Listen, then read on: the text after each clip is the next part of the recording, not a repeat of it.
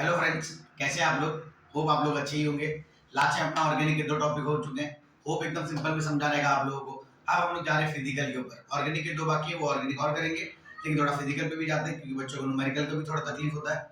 तो आज कॉलेज में बच्चों लोग ने बोला कि सर आज फिजिकल का कोई टॉपिक चालू करो जो सिंपल रहे। तो सिंपल सभी है, बस फर्क इतना है कि आप कैसे पढ़ते हैं। तो आज मैंने चालू किया है केमिकल काइनेटिक्स चालू कर रहा हूँ। केमिकल काइनेटिक्स टॉपिक चालू करूँ उससे पहले आपको ये पता होना चाहिए कि कुछ कंटेंट मैंने यहाँ पे लिखे हैं। वो कंटेंट आपको आ रहे हैं या नहीं आ रहे हैं वो पहले बताना पड़ेगा मुझे। उसके बाद मैं चैप्टर का चालू करूंगा, क्योंकि कभी भी हम लोग जाते हैं थिएटर में पिक्चर देखने के लिए डायरेक्टली पिक्चर नहीं चालू करते हैं। एक्टर कौन है, डायरेक्टर कौन है, ये किसने किया, म्यूजिक किसने लिखा, ये सब लिखने के बाद फिर लास्ट आता है केमिकल काइनेटिक्स। तो ये सब बड़े टर्म्स हो जाएंगे और इनमें से कोई एक टर्म आपको बोर्ड एग्जाम में पूछा जाता है। कौन सा पूछा गया मैं लास्ट में वो भी बताऊंगा मैं आपको। ठीक है, now we are starting with the lecture of chemical kinetics. यहाँ पे मैंने कुछ टर्म्स लिखे हैं, ध्यान से देखना। रिएक्टेंट है, प्रोडक्ट है, केमिकल रिएक्शन है, टाइप्स ऑफ केमिकल रिएक्शन है, नेचर ऑफ केमिकल रिएक्शन है, रेट ऑफ रिएक्शन है, rate of forward reaction, rate of backward reaction, chemical equilibrium और फिर लास्ट में केमिकल काइनेटिक्स आता है। तो ये टर्म में से मैं डायरेक्टली चालू करूंगा, पहले 3 करके करते हैं ताकि आपको अच्छे समझ में आ जाए। Now we are starting with the reactant. Reactant क्या होता है? तो लोग बोलेंगे जो रिएक्ट करते हैं, जो इधर रहते हैं ना, ब्ला ब्ला ब्ला, वैसा नहीं होता। जो जो रिएक्ट नहीं करेगा तो रिएक्टेंट नहीं होगा क्या? तो यहाँ पे मैं कुछ टर्म लिख रहा हूँ, ध्यान से देखना। सब्सटेंस, सब्सटेंस में कौन सा? सिर्फ ये 3 चीज, एटम, आयन या molecule. Substance, atom, ion, molecule which are written on, कहां पे लिखे जाते हैं? Which are written on left hand side while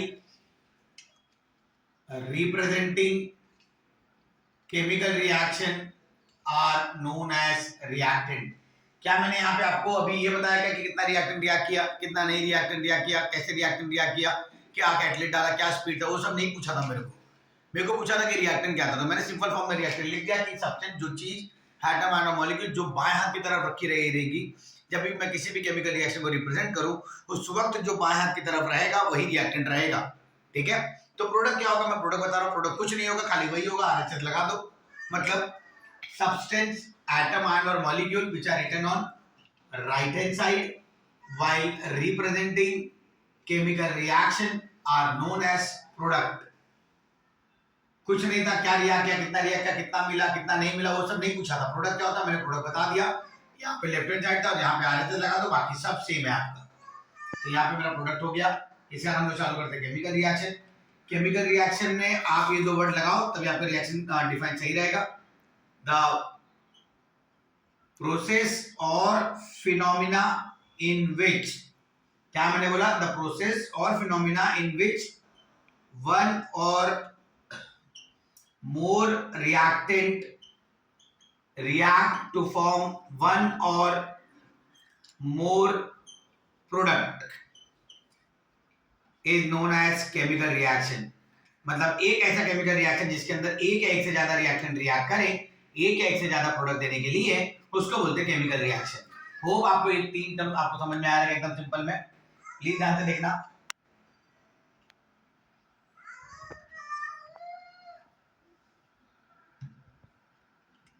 types of chemical reaction और nature of chemical reaction. Types of chemical reaction में सिर्फ 2 ही होते हैं।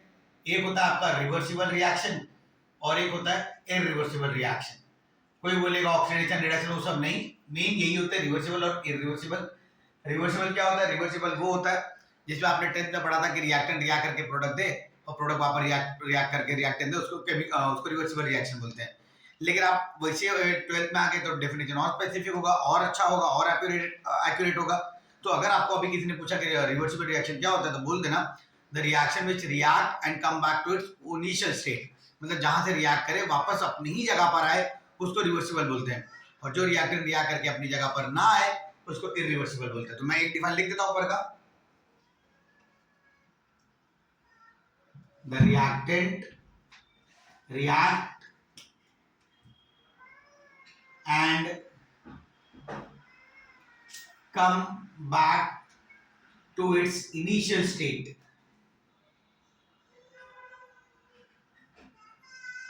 रिएक्टेंट रिएक्ट करके वापस अपनी ही जगह पर आए उसको रिवर्सिबल बोलते हैं, और जो वापस रिएक्टेंट रिएक्ट करके अपनी जगह पर ना आए, डज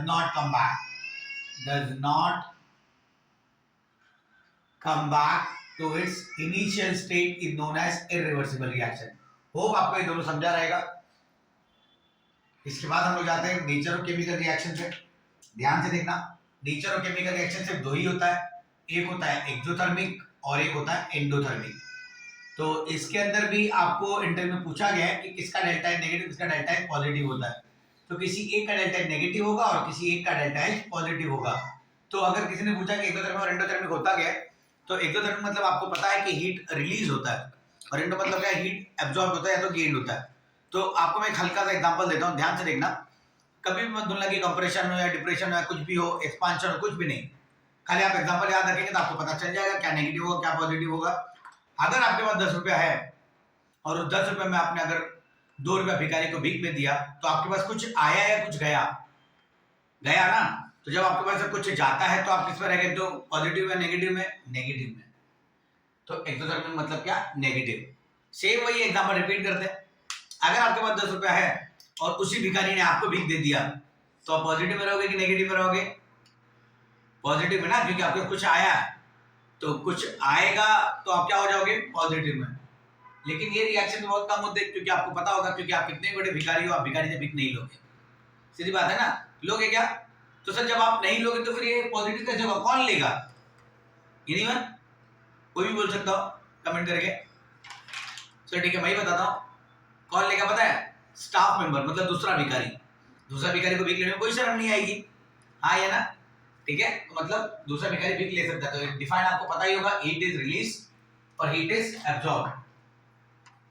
मैं लिख देता हूं, हीट इज रिलीज और हीट इज एब्जॉर्ब और गेन। ये डिफाइन हो गया, और ये उसका डेल्टा एच हो गया, किसका डेल्टा एच नेगेटिव और किसका डेल्टा एच पॉजिटिव, ये मैंने आपको बता दिया। और मैंने आपको एग्जांपल दिया, कभी जिंदगी में मत भूलना, ठीक है? प्लीज ध्यान से देखना। Rate of reaction important part इसलिए मैंने लिखा क्योंकि आपके बोर्ड एग्जाम में पूछा गया, और ये कंपलसरी आपके वाइवा का क्वेश्चन है। आपको पता होगा प्रैक्टिकल में, प्रैक्टिकल करने के बाद 5 मार्क वाइवा का रहता है। तो वाइवा में टीचर आपको पर्सनली ये क्वेश्चन पूछती है। ये क्वेश्चन तो रहेगा ही रहेगा, क्योंकि 10 मार्क आप टाइट्रेशन करते हो, उसी के बेसिस पर उनको वाइवा पूछना रहता है। आपको टीचर ने अगर ये क्वेश्चन पूछा और आपने अगर इसके तीनों डिफाइन बोल दिए, तो टीचर आपको दूसरा क्वेश्चन नहीं पूछेगी। आपके ऊपर सिर्फ एक ही लिखा है, मैं 3 दे रहा हूँ, पहले मैं आपको समझा देता हूँ ताकि आप प्लीज ध्यान से देखना। रेट ऑफ रिएक्शन मतलब, रेट मतलब क्या होता है? रेट का मतलब होता है स्पीड या तो वेलोसिटी।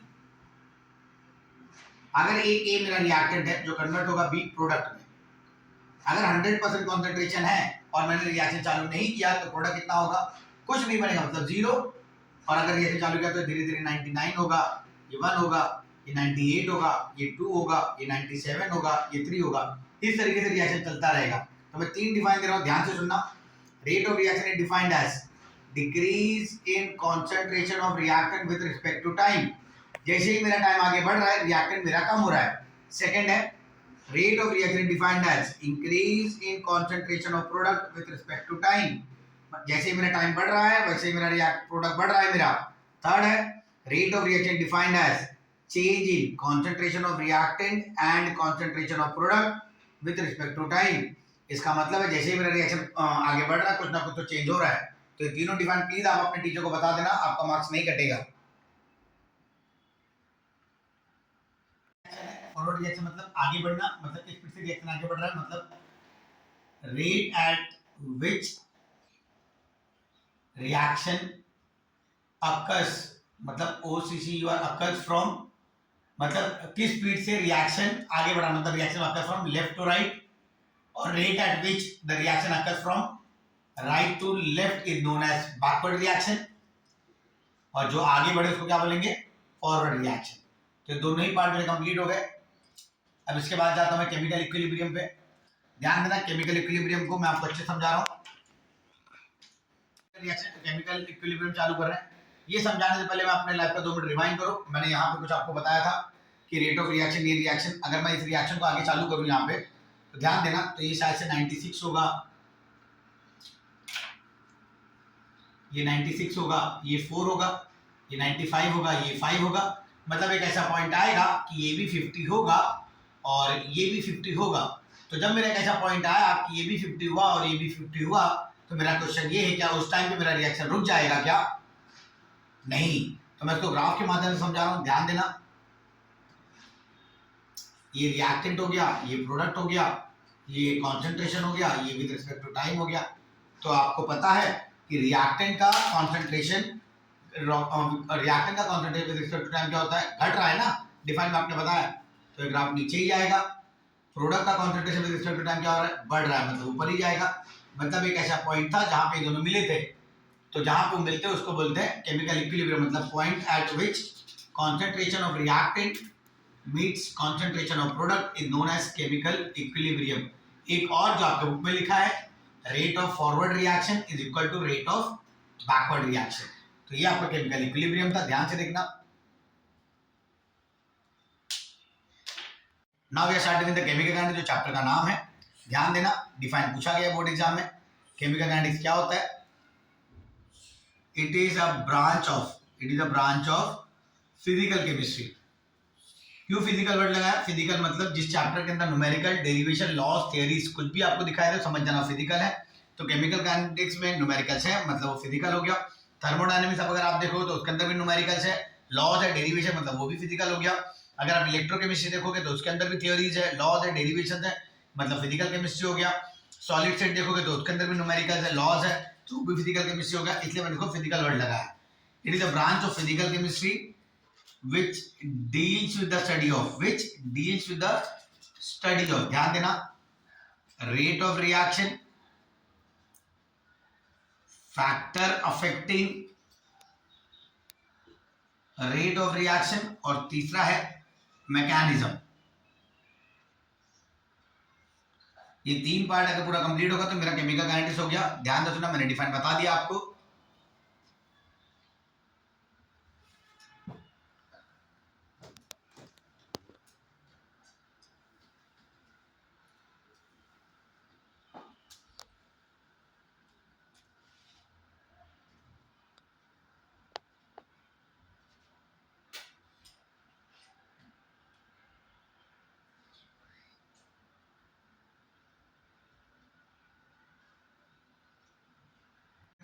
होप आज मैंने केमिकल काइनेटिक्स चालू किया है, आपको धीरे धीरे चालू किया हमने चैप्टर, ताकि आपको सब समझ में आ जाए। अगर कुछ आपको ऐसा लगे कि कुछ पार्ट डिफिकल्ट है, कुछ नहीं समझा आपको, तो प्लीज मुझे कमेंट करना, तो मैं वो पार्ट को और सिंपल करके बता दूंगा आपको। इस चैप्टर के अंदर टोटल 6 डेरिवेशन है, कोई एक डेरिवेशन कंफर्म है आपके बोर्ड एग्जाम में, कौन सा मुझे नहीं मालूम है, ये मुझे मालूम है।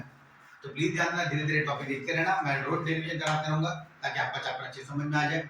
होप आपको आज का लेक्चर समझ में आया रहेगा। अगर आपको लेक्चर समझ आए तो प्लीज मेरे चैनल को लाइक करिए, सब्सक्राइब करिए और लोगों तक शेयर करिए, ताकि उन तक पहुंच सके जिनको इनकी जरूरत है। थैंक यू बच्चे लोग, अच्छा लगा आप लोगों को पढ़ा के।